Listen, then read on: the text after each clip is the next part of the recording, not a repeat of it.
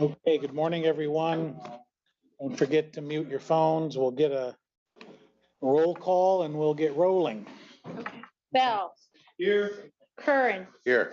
Freeling, present, Harrison, Here. Hinkleman, Majerick, Here. Ott, Here. Pittsburgh, Here. Ballraff, Here. Werfel, Yarborough, Present. Elliott. Here, Mr. Chair, you have 12 present. thank you. Okay, we're all here. Minutes from a week ago. Anybody want to move those forward? I'll make a motion. We had moved the minutes from last week forward. Moved by Pitchford, supported by Harrison. All in favor signify by saying aye. Aye. Opposed, same sign. Minutes are approved. Requisitions. Does anybody have any questions about the requisitions? Yes. Actually, not about the requisitions, about the blanket. Thank you. About the blanket, policy, we had talked at the beginning of the year, there's blankets on this list again. I want to make sure we got a policy that's moving forward or a timeline of when that will happen. Yeah, so our staff had worked on advancing a couple of different policies. First, we queued up travel, thinking that would be the easier. We have an expense policy coming. We've been looking at Ottawa County and I believe 2 other counties as a model. My plan is with the expense policy, we can also tie bar that to the how we're handling these blankets. So you've got a commitment. We will have that flowing to the board in the coming weeks. Thank you. Yep. Requisitions. Thank you. You want to do roads first? Yeah, so members of the board, we're going to be doing some honor for 911 dispatchers. We're going to tread water for just a minute to give one of the individuals a little bit more time to get here. While we're doing that, Mark is here from Road Department.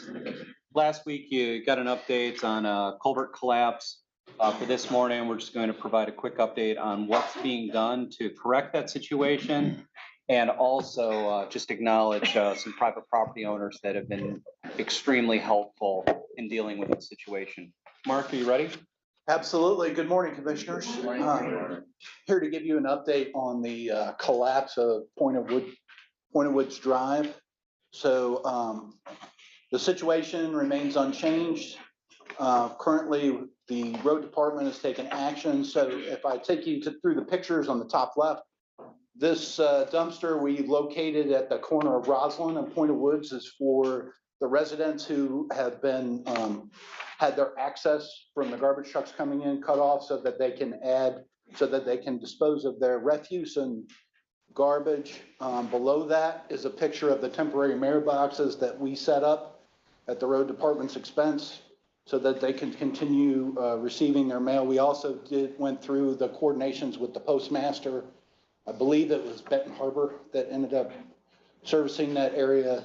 So they know that those temporary mailboxes are for those personnel. Last Saturday, Eagle was on site and conducted a survey of the area, if you will, or an inspection. So initially, we were told that a 16 by 8 concrete culvert needed to be in place.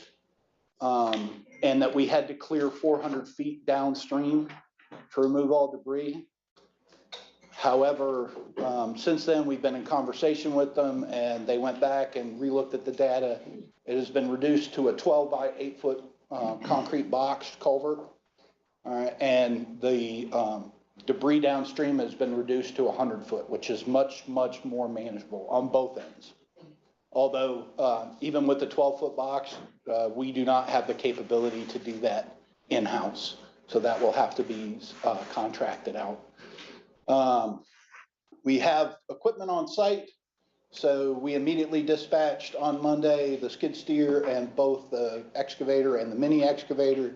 The creek bed was still too wet and unstable to support just the skid steer at the bottom. So we got the skid steer down to the bottom of the culvert, start removing debris, and it started slowly sinking and looked like a splash pad all the way around it. So we got the skid steer back on solid ground, and we've had to rent a long stick excavator.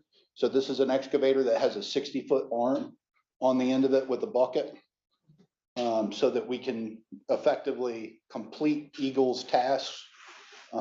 Eagle gave us 7 days as of Saturday to get the debris out of the waterway. But we've been in contact with them and we're working towards that end. We expect to make it. The bottom pictures I'd like to take you through. So I'd like to give huge kudos to Point of Woods Country Club. They have been tremendous partners in helping the residents maintain a lane of access to their property. So on the left, you see the sign that points for the residents. Now this is just for the residents, not garbage trucks, not the Amazon delivery guy. This is just for the residents, and but that starts, they're driving on a cart path that belongs to the country club. And what you see in the picture in the center bottom, that's my truck parked at the end of the cart path to where we actually, the country club allowed us to emplace a road for about 300 feet. So we drop slag on top of that as to minimize the amount of destruction traffic caused on their property, right? And then the picture on the bottom right, that's just from almost the same point in reverse. Now we do own an easement within the subdivision off of the country club property, but we connected that easement to the cart path so that people could get in and out. They have been tremendous. I haven't spoken personally with the owner, but they have been tremendous partners, and Kevin and Greg have been in contact with them constantly through this. It's been fairly easy. The country club golf course is currently closed until tomorrow. I expect this to get more difficult as time goes on, and right now the timeline looks, it's going to be, so we could not find a culvert that was already 12 by 8 culvert that was already manufactured. So it will take a month to get that piece manufactured, probably a couple of weeks for delivery, and then about 3 to 4 weeks to get it in place and get this situation corrected. So, and just so everybody understands, there is no emergency provision within Act 51 that allows us to forego bidding. So all of this work still has to go through the bidding process. Members of the board, this is a pretty unique circumstance, and we're going into the time when that golf course is going to make its money for the year. We're going to do everything we can to maintain a good working relationship with the golf course. They have gone above and beyond to assist the residents, to assist the county. As we complete this work, you will see site restoration costs tied to the golf course. They're being a good partner, we've got to be a good partner with them. So Mark and I have discussed this, and my expectation is as we are getting this culvert installed and the road opened back up, part of that work will include the cleanup of the area that we've had vehicles traveling on. The intent is to put it back better than we found it. So, Anything else, Mark? what are your questions? Last week you mentioned, and maybe I missed this as I was signing the requisition, but getting like a fire truck back there. Is there any updates on how? So we met on scene the day after this meeting with the fire department that's responsible for that area. It's helpful because Kevin Stack is a volunteer fireman, so he has a background of knowledge. We talked about running an I-beam across so that they could lay I think it was a 5 or 6 inch hose across it. Ultimately, they decided not to do that, but there are 2 temporary water storage. They're not blivets because they're open at the top, but, and I don't know what the gallon capacity is, but the fire department set them up on the far side of the road so that if they had to respond, they could. We've also talked with the EMS, the ambulance service, and they understand and know the way to get back there. Cause it's a little, once you know, but if you didn't know that's the way the residents were moving back and forth, you would never realize. And we we really would like to keep it that way because we don't need Amazon, or FedEx or UPS or any of the, it's limited to the residents to access through the golf course. Although I did see that they put up a cardboard sign and a little table where they could drop Amazon packages for those folks within the subdivision. Yes, ma'am. I'd like to know, is there a charge, is there a cost that the residents are going to have to pay? You say it's a private road. Does that mean does not belong to a city or a township or? No, they're driving on the cart path. There's no charge. No, Right I'm now, talking about to put in the repair. in the repair will come out of the road department's budget. Okay, that's what I wonder, and that's what. It is a county road. So about, I think 20 to 25 years ago, Pointed Woods was a private subdivision with a private drive. Yes, And we took it into the inventory about probably 20 years ago, somewhere right around that. when the work was some completed. did not know that. Okay. Any other questions? I have a question. We're anticipating fabrication, delivery, installation. Best case sounds like 6 weeks. 8 Okay. to 12. And we have to bid, because Act 51 doesn't have a safety valve to allow us to waive that. How tight can we be on bid submission deadlines so that we can make this happen? Well, I would consult both Kevin and Brian about the turnaround on bid times. I know that Kevin is rapidly designing. So he was out surveying on Monday and Tuesday and then designing the rest of the week so that the bid could go in as soon as possible. We've got blankets with both Wyman and Avonmarsh. We'll have a conversation with Kevin to see if there's something that we can do to get him additional help to try and essentially pre-bid the work so that as soon as we take possession of the culvert, that we've got a contractor ready to go. Is this going to be a finance matter only or finance and admin? So the bidding would run through finance, the advising would run through admin. So we can have Mark providing as often as a weekly update to admin on how we're progressing on this. Do you need any authorization from this board today to accelerate this process? I don't think so. Let me sit with Mark and Kevin and have a conversation about what additional help is desired, and then I can report back. All right. Yes, ma'am. In that same vein, you're using a box culvert versus oval or round metal. What's the sort of thought process? It's what Eagle determined. So ultimately, we have to abide by Eagle's determination Okay. on what the replacement is. What failed was a 3x5 elliptical metal tube that the original developer installed. So Okay.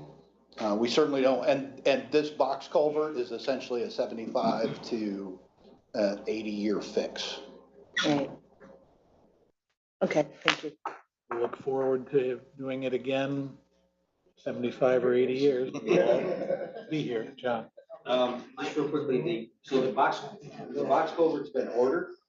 It hasn't been ordered, Kevin's designing it right now, but once we get it ordered, it will take a month to build and deliver. So that was the question that he had about whether you're single source it or not. I didn't know. Because to move quickly on it, if he's, I get it.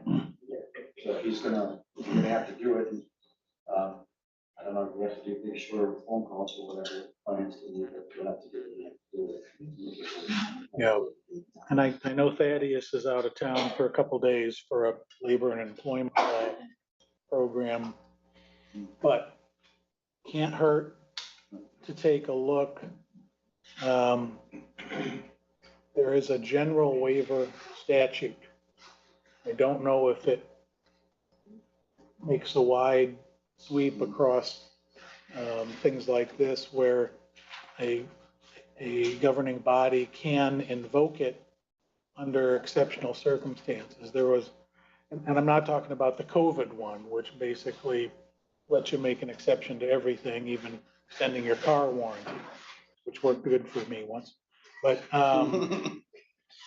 maybe we should check just to find out if we can do a sole source and go quickly on this. I can tell you, Kevin was on the phone with Michigan companies that build these culverts and ones in Ohio, not Indiana. They don't meet MDOT specs. Yeah, But we couldn't find, we tried to, we thought we had a line on one and then they sold it a while ago, so. oh, all right, well. No, yeah, he's gone for a couple days for school. Well, let's do as much as we can, as fast as we can. But like John Wooden said, be quick, but don't hurry. So, Absolutely, Mr. Chairman. anyone else?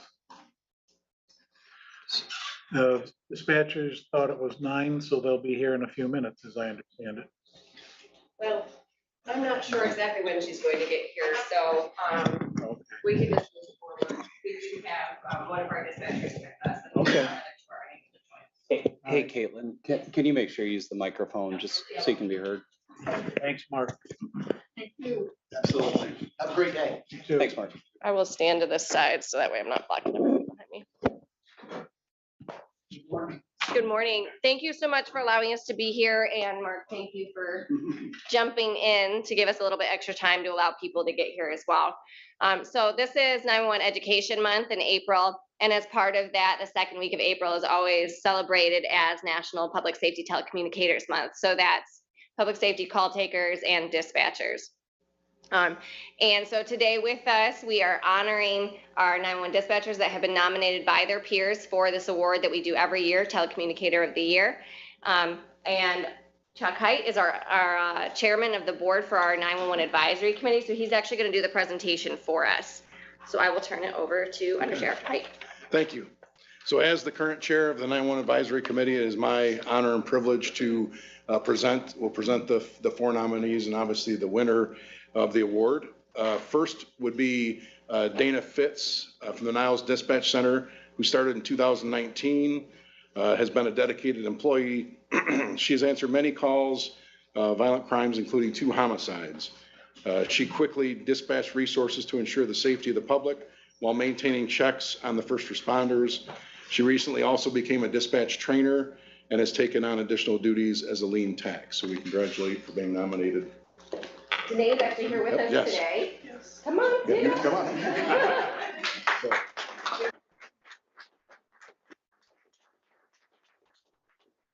next, who we knew was not, but Sarah Blurton, a longstanding member of the Berrien County Dispatch Center. Sarah was recognized for being extremely knowledgeable, dedicated, and is always willing to help others. She's open-minded, reliable, and demonstrates a great customer service and always strives to do her best. She has trained over the years many new dispatchers. So we congratulate Sarah, who's not here, for being nominated as well. Yes, she had another commitment that she had predetermined and could not get out of. The next is Carolina Moreno from the Berrien County Dispatch Center as well. She took a full arrest call on October 17th in 2022 for a 43-year-old. She was able to give the caller instructions on how to handle that, and until there's arrived, the patient did survive. She also took a fire call and was able to get the information that one of the occupants was unable to evacuate the home due to a broken hip. The other occupant was trying to help, but was having difficulty. Emergency crews were able to be given that information, and we're able to get both occupants out of the residence. So again, we recognize Carolina for those. Yes, Carolina is actually on shift scheduled today, so unfortunately she couldn't sneak over here in time. So we were hoping for that, but we'll make sure that she gets that recognition. And the 2022 winner of the Telecommunicator of the Year, or as we call Dispatcher of the Year, was presented to Niles Dispatcher Mark Fitzsimmons. He was recognized for his dedication to public safety and flexibility through his exemplary attendance and assistance with providing additional shift coverage when other staff are not able to work, and being an asset to the department through training new dispatchers and assisting with the Law Enforcement Information Network Terminal Agency Coordinators, we call a lean tech. You may have heard of it before. He was recognized for his quick handling of 2 homicide incidents, which were highlighted as an example of his work and the ability to coordinate resources for those responding. So we congratulate, and I know that. Mark. So this is Mike Dawson from now, so I'll let you, Yeah, in case you didn't, Mark worked a 12-hour shift and he got off at 6 and he is home in bed, so. So we will have you present that to Mark then And then- as his representative. Okay, we will Thank you present so that to much, him, Captain and Dawson. we can do it at the 911 meeting also. Okay. Correct? That sounds Okay, wonderful. all right, thank you. So Thank you. again, on behalf of the advisory committee, we thank you for taking the time to allow us to do this. This is telecommuter, you would say dispatcher week. So we just, thank all the dispatch staff for all they do, from whether it's, a call for violent crime, a multi-car crash, whether giving CPR instructions to callers. They are a vital lifeline to first responders and what you see in response. So we thank them for their hard work and dedication. Thank you so much, Under Sheriff and Commissioners. Thank you for allowing us to come forward to recognize these individuals. Our teams work very hard and they definitely appreciate this show of recognition. So thank you.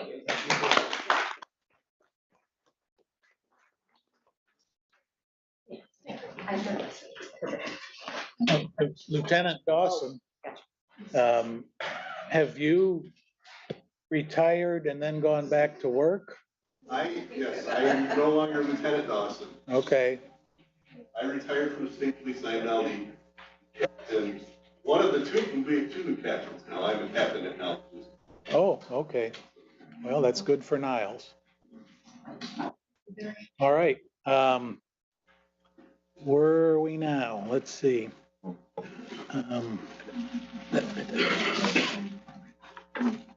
We've done that. Public comments. Anyone have any? Tell us your name and where you're from. Sheriff Paul Bailey, Berrien Township. I just want to get up and speak a little bit about dispatching. It's a very difficult job. I used to fill in and dispatch in the 80s. It's the most stressful job that I ever did.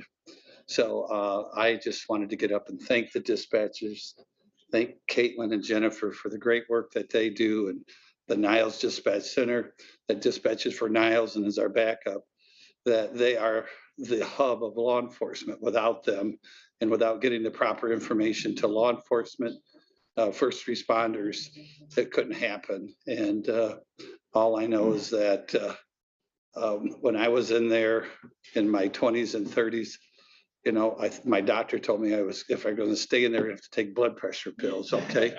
Because it was that stressful. So I just wanted to give kudos to everybody that decides to take a career up in dispatching. So thank you for what you do. Indeed. And the other thing I have is that since we have a little time, do you have more business? We have time for you, Sheriff. Okay, well, we were going to go to the administrative committee, but I have Beth Ferry here from the MSU Extension. And there is a grant that is out there that is going to buy a utility trailer for first responders, for our animal control deputies to respond to loose animals or crashes on 94 with pigs or cows or horses. So if we could take 5 minutes, I wanted Beth to explain the grant. It's a grant between Berrien, Cass, and Van Buren, or we could do it in an administrative committee, but she's here now. So do you mind if we do it right here? Not at all. And I see the Spartan logo on the shirt. Beth, So come on up and talk about what MSU is going to do for us. And then all the commissioners can hear it. You got to speak into that. No problem. Good morning, everybody. As Sheriff Paul said, I am Beth Ferry. I work for Michigan State University Extension. And first off, I do want to thank the commissioners because you guys give us tremendous support with MSU Extension. We have a beautiful office location. It's always so nice to be there. I work out of the Berrien County office, but I have statewide responsibilities. My job's actually to work with pig farmers. So yes, people can get jobs just to work with pig farmers. My mom didn't believe me when I took this job, but you can, and I've now been doing it for 18 years. that has led me to work in areas that I never thought I would. And one of those is emergency response to accidents involving livestock. We call this E-Rail on our team. So we have an E-Rail program all across the state that helps train our first responders on what to do if there is an accident involving livestock. Now, sitting right here, we probably think, oh, that doesn't happen very often. If any of you drive on our local highways, you can start to count the number of trailers hauling livestock that you see. We have one packing plant in Branch County that brings in pigs from 6 different states. And just to fill one load or one day on their one shift, it takes 55 truckloads, semi-truckloads of animals coming in to make that plant run. And that's just one of them. We have a lot of those type of things, and we have animals moving to and from Michigan all of the time. So we do a few different things. We train first responders. We do very intense hands-on training where we bring in first responders and we bring in animals.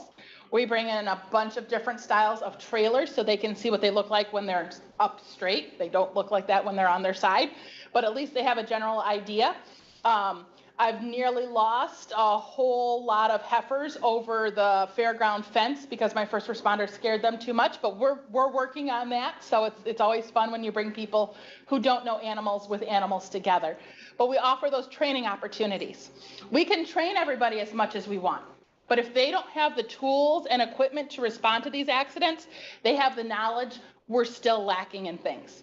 So we have been able to work with MDARD, Michigan Department of Agriculture and Rural Development, and specifically their Emergency Management Department, to source a non-competitive grant that funnels through MSU Extension to be able to A, do those types of trainings across the state at different times of the year, B, to place 8 different emergency response utility trailers in different areas of the state.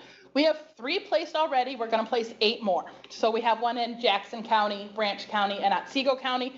And the 4th trailer is coming right here. It will be placed in Berrien County.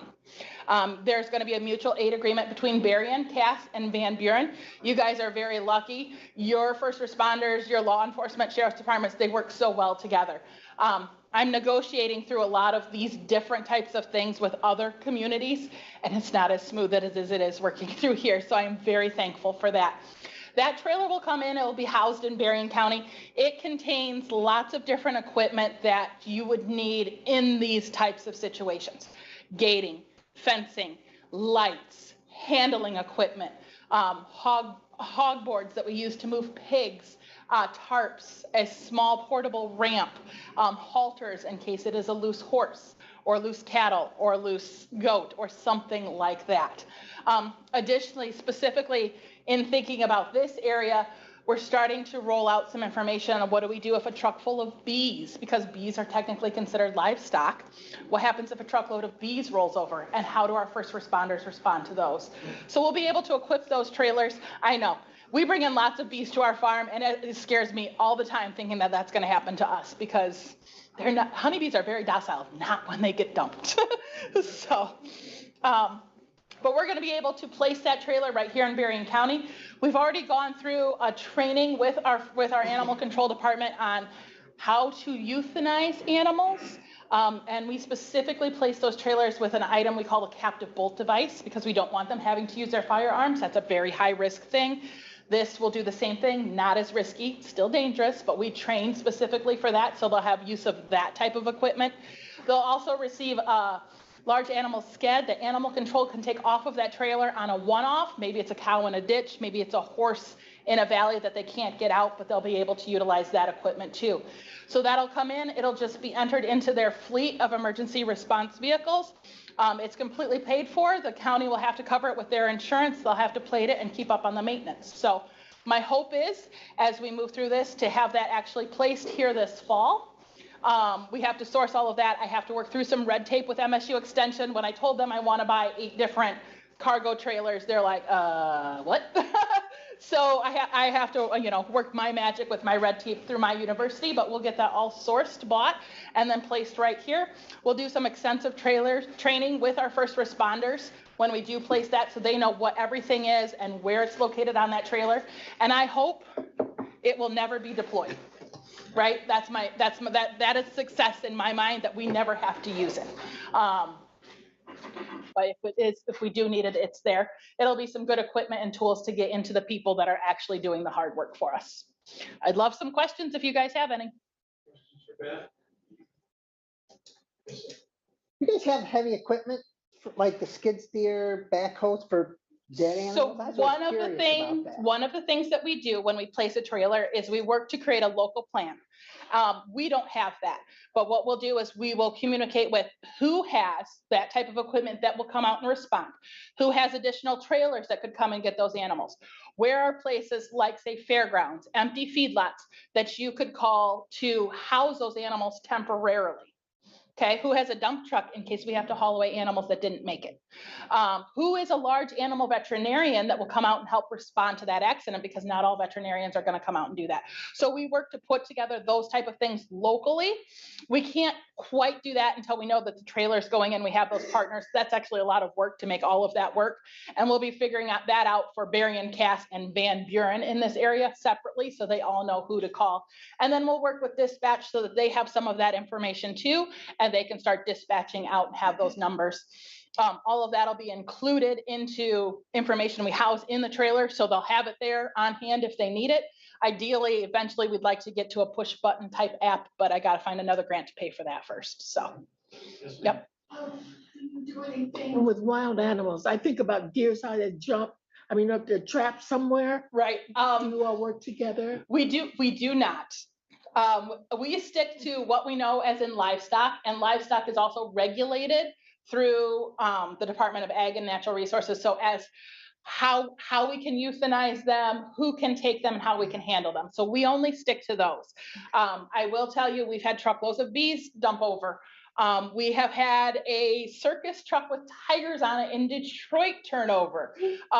And so I keep telling everybody we're gonna stay to what we know, but I can definitely see us expanding to other things.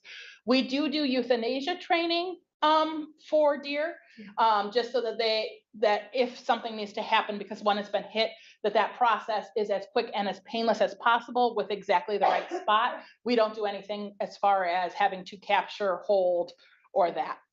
So, thank you. Sure. So say you have a truck coming from Ohio to a place in Michigan, to Berrien County, and that truck tips over and pigs are loose. We collect them, we send them to a location where they're going to be housed.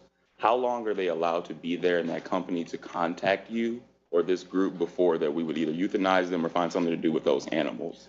Ideally, so that's a very tricky question, right? And we have animals coming from multiple different states. So that's where that response, a lot of times if the farm is close, they'll come and help respond. If they're in Ohio, they cannot come do that, right? So it's up to our local responders. Ideally, if we have a veterinarian on the scene, we need to determine if those animals need to be euthanized or if they are still healthy enough to go to another location. If we don't have that, that does fall to our first responders, typically our animal control people that will determine that. We will move them. The hope is that they will only be there for hours, up to 24 to 48 hours in an alternative location. Most of our packing plants, if they are going for specific meat products, so say we are making pork chops or steak or something out of them, they will not then take them at that processing plant. So we will have to move them to a different type of outlet where it may be made into something that is not like that. So a product like sausage that is actually ground up, where if there is bruising or something like that. So we'll work together to find those chains and figure out where they're gonna go. I will tell you that there are times, because those animals will get sold at a discounted rate for those products, there are times that insurance tells our farmers, you should just euthanize the entire trailer because you will be better off financially. My farmers have a really, really hard time doing that. But because typically every load is insured, the truck and trailer is insured by the transport company or the farm that owns it, but those animals are also insured by the farm for the travel there. So it's on a case-by-case scenario. Yep. Okay, real quick, because we got to get to committees. Sorry. Yes, sir. Who supplies the tow vehicle? That would be the county that has it, so where it's at. So animal control here would have that vehicle and they have 2 trucks. Yeah, well, the sheriff's department, we Sheriff's have a whole Department. bunch of trucks. So it Yeah. could be a deputy or an animal control officer. So it's just something as simple as a 3/4 ton truck? Yeah, with full just hook up trailer. to it and take it to the scene. Okay, thank you. Yep, and that's why we get mutual aid agreements signed similar to what we do for water rescue and those type of things where the process is still the same. So that agreement will be vetted through your guys' lawyers to make sure that that agreement for the 3 counties is what it needs to be, and then it'll be in place like that. Also in that agreement, we talk about consumables. There's very few consumables on that trailer, but there is things like sawdust or zip ties.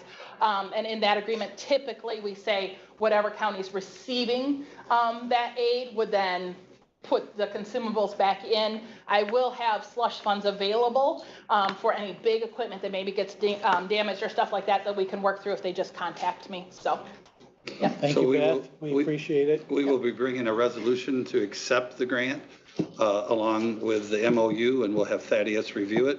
Before that happens, I just, instead of me getting questions about what this is all about, Beth is a champion of this. And if something happens, I got Beth's number. She's married to my nephew. So I will be calling her right away. So. It's hard to call him Sheriff Paul instead of Uncle Paul sometimes. Yeah, so she was out when we had the pigs tip over a few years ago on Napier, helping all of the firemen, police officers on how to handle the pigs that were suffering in that rollover. So, but it had be coming in front of you in the next 2 to 3 weeks. We got to have our attorney review it. Cass and Van Buren's attorney will have to review it.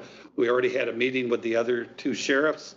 So they're all in, willing to accept the grant and have us house it. But if they have a problem there, they will come over and get it and take it to their scene. So thank you. Very good. Thanks, Thank you, Beth. Beth. Go green. All right, any other business? Okay, let's break for committees and come back at 10:30.